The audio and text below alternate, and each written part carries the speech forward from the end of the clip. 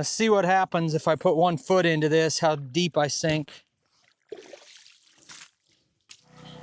It doesn't look like either one to me. It's got a different head shape. Tell you what, draining a pond is a lot harder than it looks. And I did not anticipate having so many problems, but I've been fighting it all morning. Let's head down there and show you what I got going on. So Champion sent me this 2-inch trash pump, which is awesome. And it's moving a lot of water. I mean, like, it would drain this quickly if I could get past a couple of little problems here. And actually, looks like I've got some water tracing back into the pond. Let's get down here and see. Yeah, I've got a little bit of a leak there, but it's not enough. I'm going to mess with it right now. But when I shut the pump down to do something else, which I'll be doing soon, we'll deal with it. All right, so here's our outlet from the drain. You know, that's moving a lot of water. But the problems I have here are mainly related to getting the suction hose down to the bottom. But a secondary problem is I'm concerned about how many fish are down in there and if I can save them. Another thing is the pond just keeps feeding itself. I was almost thinking I was gonna have to make a dam over here because this just keeps cutting that gorge deeper. So we're building a little river here where the water is going to just keep flowing over because it just keeps cutting this deeper. Now, it's not flowing over as fast as it's draining because I came out here at 6:30 this morning and kicked the pump on, and these roots here were still covered in water, so it's draining down quickly. My challenge is getting the suction hose to really reach down into the pond, and it's important that you never let this go dry because you'll burn up the pump. When I hear it surge like that, it makes me think it's probably sucking a little bit of air. Yep, right there. So I'm literally holding it down right now. I think I'm down to almost no water here, but there might be 2 or 3 foot of water over here. So that hose has got to be longer. There's no way to get this closer without crawling down in there. So as soon as it starts to suck air like that, that's when I've got to get it shut off so I don't burn this really nice pump up. So they provided me with 25 foot of discharge hose and 10 foot of inlet hose. And for a lot of applications, that's plenty of hose. And they actually asked me, do you need any additional accessories? Do you need extra hose or anything? I said, that sounds like it'll be fine. Well, I was wrong. So I already had to go buy 35 foot of extra discharge hose to get my discharge to reach where it needs to. And now I need to go buy more inlet hose. All right, so I've been to Harbor Freight and I got another hose. But unfortunately, that hose has threaded ends and this has a quick coupler end. I'm not sure how this is gonna work. So I was about to run to the store and try to get some couplers, and then I looked at it again and realized that this new hose had a male and a female end that had the same threads. So I took the male threaded end off of that end of the green hose. I took the skimmer or the filter, the screen off of this hose, and I just swapped those. Then I was able to screw the 2 hoses together and still have my screen. Then I got a couple of random heavy things from up in the shop. It's a receiver adapter and a shackle. I zip tied those to the hose.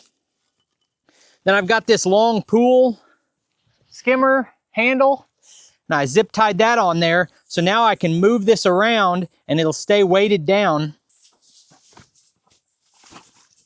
So none of this is super deep, which is something that, you know, I had no way to know ahead of time. Okay, that's definitely going to stay on the ground this time. It's definitely long enough. All right, Champion, don't fail me now.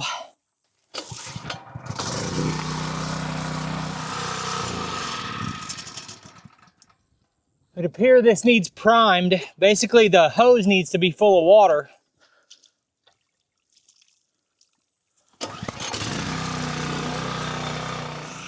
All right, you can probably see the discharge splashing out over there. The intake is as sunk as it can be. and I've got the ability to move the intake around. The next concern is, what about the fish in here? So I'm gonna see if I can get a hold of a net, get this down real low, and then wade down in there and try to catch fish out.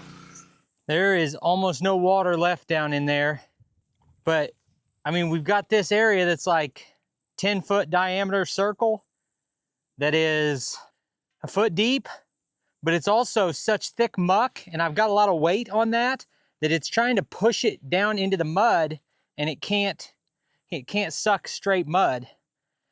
And I lost prime when I was trying to move it, so I shut the pump off, and I think I'm gonna get some waders on and try to get down in there, maybe right here, and dig a hole that's deeper and drop that down into the deepest spot.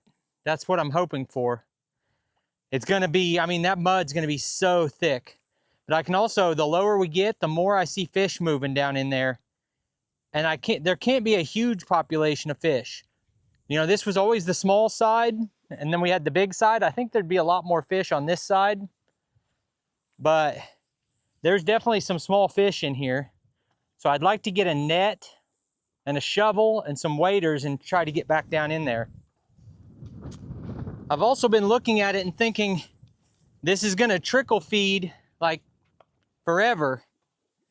And I dropped a big rock down right here to try to dam it, to slow it down, because the water's running so fast, it's digging a channel. Thought if I could slow that water down, maybe it would stop digging that channel and it would eventually stop running. And I might have to add more rocks here and create a better dam. But for now, I'm gonna work on the other problems. Okay, so I've got a net, a shovel, and a post hole digger. And I've taken a couple of flat rocks and put them down right here. What I'm hoping is I'm gonna put a couple more rocks down there, and then I'm hoping that I can ease myself down this bank and stand on those rocks and then dig a hole right here and throw the mud up here. And by doing that, get all the water to flow over here and then just pump out of that one spot. Because over here, we just have a few inches of water, and there might be a deeper spot here, but it's hard to tell. And if the pump sucks any air or fills up with mud, then I lose all my momentum. So I need to get a deeper hole.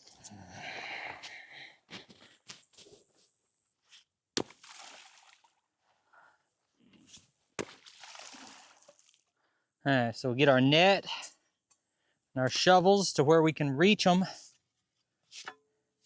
On everything within reach here. Then we'll get a bucket. If I do catch any fish, I'll put them in this bucket. I don't know what I'm thinking, but this is gonna be a mess and a failure. I'm certain of it. All right. So far, so good. Let's get a little bit of water in the bucket. If I don't catch fish, I'll use this to prime the pump. That has to happen anyway.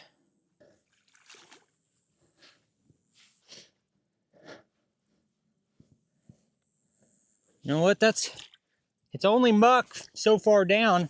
It turns into solid material pretty quick. See what we get out here. No deeper, no deeper, no deeper anywhere here. Let's see what happens if I put 1 foot into this, how deep I sink. If I'm gonna do this, I need to get the bucket closer.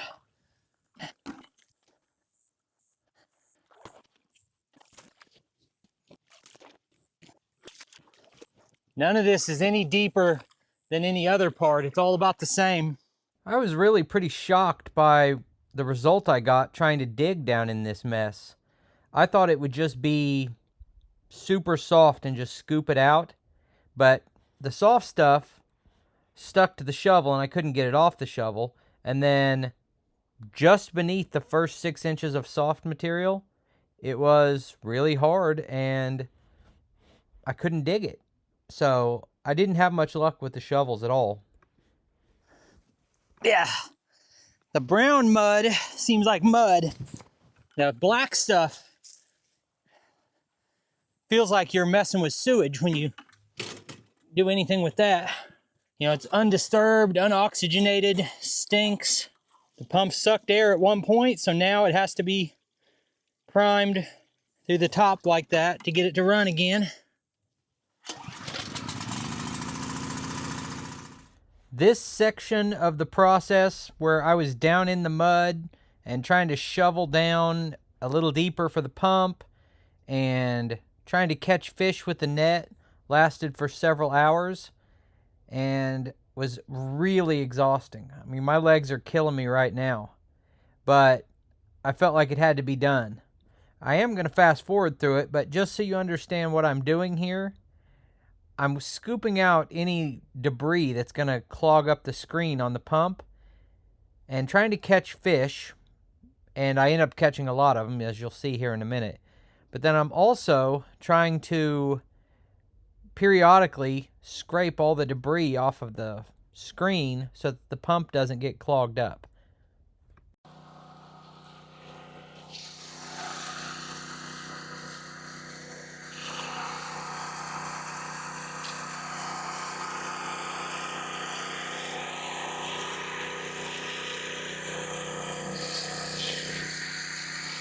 All right, guys,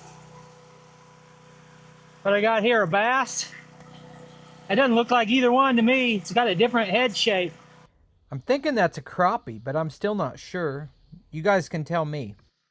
So if I was doing this again, I would have definitely tied a rope off to the bridge or the windmill or something that I could use to pull myself in and out. Because after going up and down this slope a few times, it got very difficult to find anywhere to climb out. And I was really struggling even to move around because once I'd stand in one spot for very long, my boots would get like suction locked into the mud. I'm sure you've all had that happen at some point. And your foot's trying to come out of the boot. And I'm not exaggerating. I thought I was stuck. I had my phone in my back pocket and I was about to call someone and ask them if they could bring a rope down here to pull me out. But it finally popped loose. You can see it's starting to get pretty shallow now, especially on the left side of the screen. And I had to get out periodically and make sure that the pump was still pumping, because if you catch just a little bit of air, you'll lose prime and you'll burn your pump up, because the water running through it is what cools off a trash pump like this. Now at this point, as I'm down in there, I thought there's only a couple fish in this whole pond, this whole side of the pond. And that didn't make sense, because every time the grandkids cast a net or a line down here, they catch fish. And I mean, it's literally every cast they get a little fish. But as the water gets really low here, I started to see the fish all over the place. And they were just really good at staying in the deepest spot and staying hidden until there was no deepest spot. And you can't really see it here, but right now I'm grabbing fish after fish after fish and throwing them over the island into the pond. I bet I pulled out 100 bluegill and maybe 10 or 20 bass and more of those crappie. I saved everything I could, which was a lot. I did everything I could to save those fish, and I'd say I saved hundreds of them. There are more fish I didn't save, but they're like the size of a nickel. Tiny, tiny, tiny. And there's still a little trickle of water coming from the other side. So we'll see what this looks like in a couple days, but that's about as dry as I can get it. The equipment that's going to be working this will be here in a few days. I don't know how long it'll take to dry out, but I'm going to drive a machine down there and pull all that muck out of the bottom until it's dry enough I can drive on it. And based on the shovel, it was like 5 or 6 inches of muck, and then it was hard to push the shovel through. So there's hard packed clay under it that's not that as saturated. I think if I pull some off the top, throw it up on the banks on each side, I'll be able to get down in there and let it dry that way with that material spread out up here. But tell you what, that was one heck of a workout. I am exhausted. So I'm going to call it a day. I appreciate you taking time to watch the video. I'll put links on the screen to a couple more of our videos, and I'll see you next time.